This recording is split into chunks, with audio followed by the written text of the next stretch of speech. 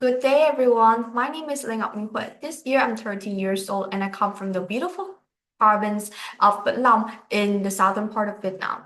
Today, I'm going to be talking about a very interesting topic. So, seeing my background, you probably already guessed what I'm going to be talking about today, right?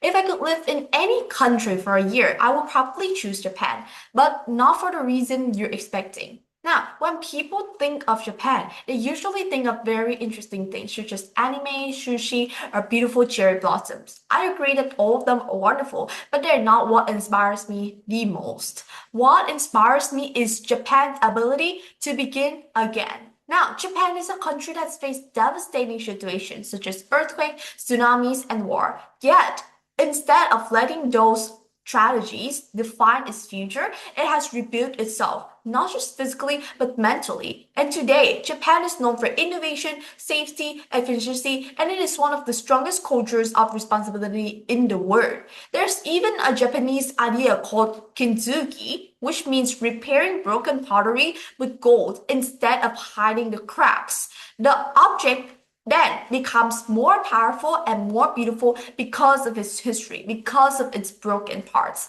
not despite those parts. And I think that's a powerful lesson for everyone, including young people or old people. Because as students or as a normal person, we often believe that mistakes are something to erase from our life, right? We do not want people to know about grades. We fear failure and we compare ourselves to others. But Japan, this beautiful land of the rising sun, reminds me that our struggles don't have to make us weaker. They can become the very reason we grow stronger and we grow to the best version of ourselves. Because I believe that Japan here has an amazing power to balance two words, right? Because on one hand, it's home to high-speed trains, robotics, and cutting-edge technology. Yet on the other, it carefully preserves traditions that are hundreds of years old, and it proves that progress doesn't have to come at the cost of identity.